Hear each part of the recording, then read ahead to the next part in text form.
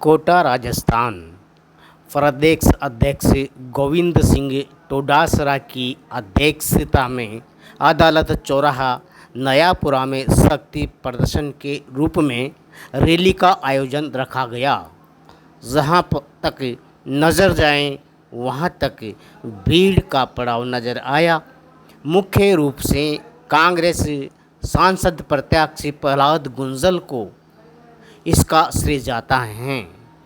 प्यारे दर्शकों, हमारे यूट्यूब चैनल स्वतंत्र डिजिटल पत्रकारिता के रूप में काम करता है। किसी विशेष पार्टी से हमारा पैकेज नहीं है। जो धरातल पर होता है वही आप तक जाता है। निवेदन है, आप पहली बार देख रहे हो तो लाइक करें। बहुत से प्यारे दर्शकों ने पहली बार देख लिया है और सब्सक्राइब नहीं किया है तो हमें सब्सक्राइब करें, क्योंकि ये हमारी धरोहर हैं। मैं खूबचंद भारती, नमस्कार, आपका स्वागत। आके देखिए जो रूपरेखा है, जो शक्ति प्रदर्शन है, गुंजल जी ने क्या कहा, सुनिए और देखते रहिए। प्रदेश अध्यक्ष आदरणीय गोविंद सिंह जी डोटासरा साहब, कांग्रेस के राष्ट्रीय सचिव धीरज जी, हमारे दोनों जिला अध्यक्ष, मंचस्थ सभी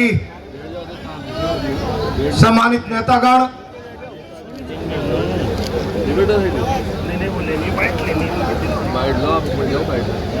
मेरे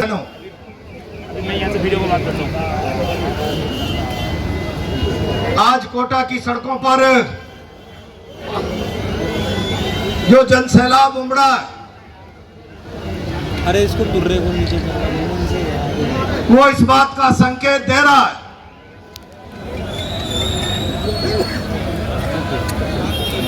केंद्र सरकार और राजस्थान सरकार की नीतियों के खिलाफ।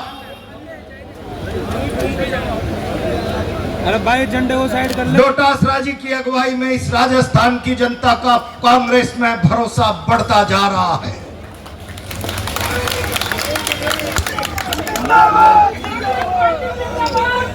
मैं देख रहा था सारे जुलूस में लोगों ने हाथों में तख्तियां ली हुई थी।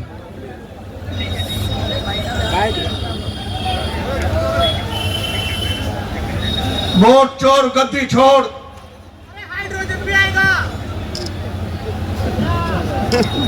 अतिवृष्टि से पीड़ित किसानों को पैकेज की घोषणा करो। मैं बहुत जिम्मेदारी के साथ कहना चाहता हूं, मैं इस सैलाब को साक्षी मानकर डोटासरा जी,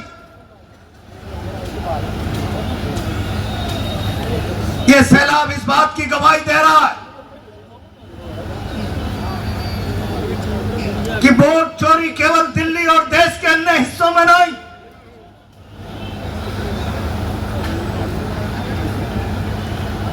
भय से, प्रलोभन से, सत्ता की ताकत से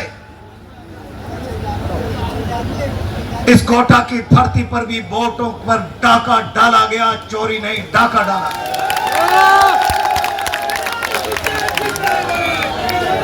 केंद्र की सरकार आ गई,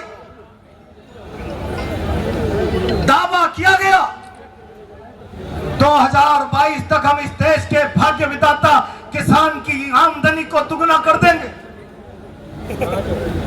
किसान की आमदनी को दुगना करने का सपना दिखाने वाले भारत के प्रधानमंत्री जी, भारतीय जनता पार्टी के राष्ट्रीय नेतृत्व से सवाल खड़ा करना चाहता हूं।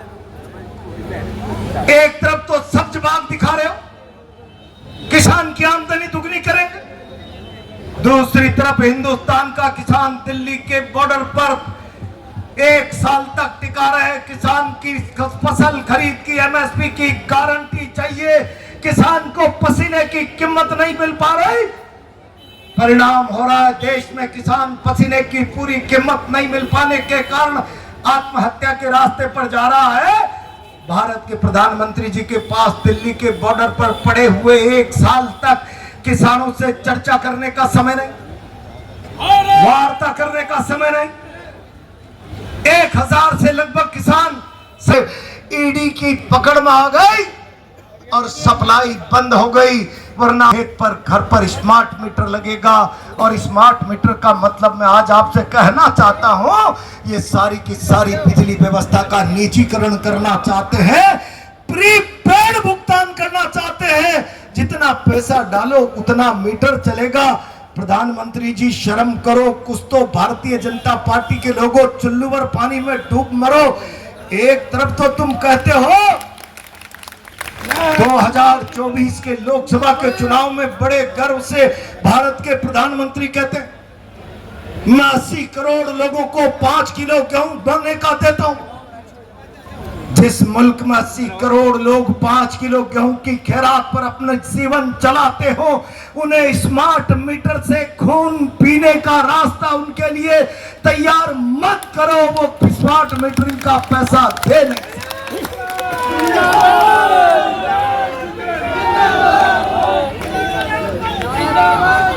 ये जो धंधा भारतीय जनता पार्टी के संरक्षण में हो रहा है, ये जनधन योजना में जो खाते आपने खोले थे, देश में आपने नोटंकी जो की थी, और नोटंकी में तो भारत के प्रधानमंत्री जी, आपसे बड़ा कोई हो ही नहीं सकता। अभी राहुल गांधी जी के मंच से उतरने के बाद किसी से मोदी जी की मां के लिए अपशब्द भारतीय जनता पार्टी के लोगों ने ही बुलवाए। और मैं कहना चाहता हूं, क्यों नहीं आज तक उसको पकड़ा, क्यों नहीं उसका खुलासा किया? और फिर प्रधानमंत्री जी देश से अपील करते हैं, ये मेरी मां का नहीं, ये पूरे देश की मां का अपमान है। मोदी जी, हम भी कहते हैं हम मां के पुजारी हैं, तुम कुछ नहीं होंगे। तुम तो मां के नाम का भी राजनीतिक व्यापार करते हो। हम मां के पुजारी हैं, मां के। अगर तुम्हारे मन में मां के प्रति सच्चा प्रेम होता, मां के प्रति सच्चा दर्द होता, तो तुम्हारी मां को बनावटी गाली पर दर्द नहीं उठता। मेरी माओ को मणिपुर में वस्त्र नग्न करके दौड़ाया गया।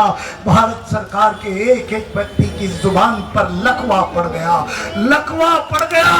प्रधानमंत्री जी, आपकी मां को कोई अपशब्द नहीं बोले।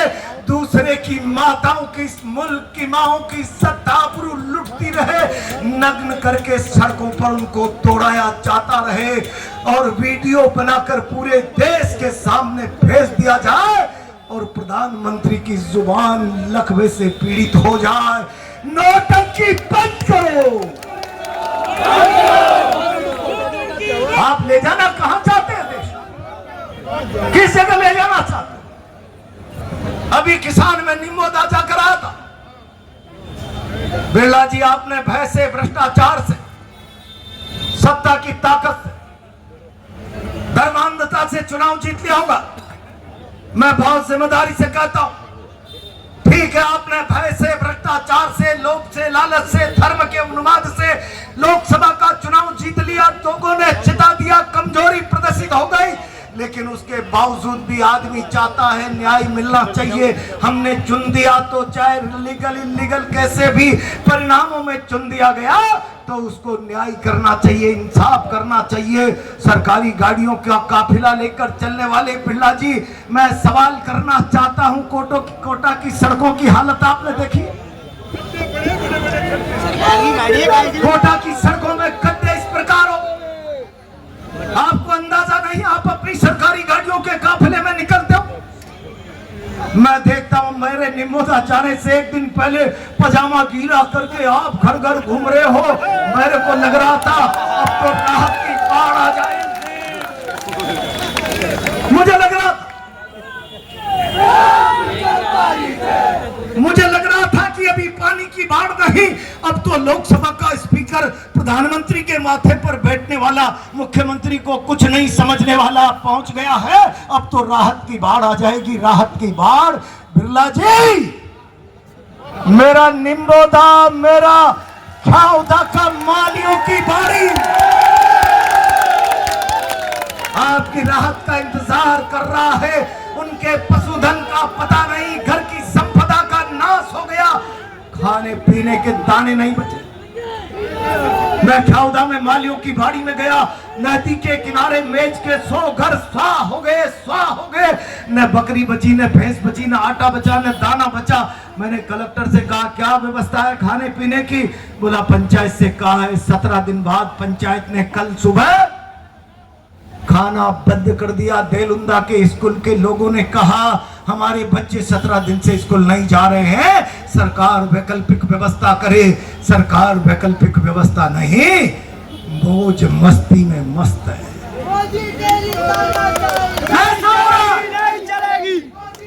बिरला जी आप जाओ कहीं भी, जाने कौन सी समितियों का उद्घाटन करो, विदेशों के दौरे करो, कोई तकलीफ नहीं है, लेकिन भगवान के लिए रोम जलता रहे, नीरो चैन करो। मेरा कोटा जख्मों से पीड़ित है, सड़कें खराब है, गरीबों के स्मार्ट मीटर से बिजली बंद हो गई है।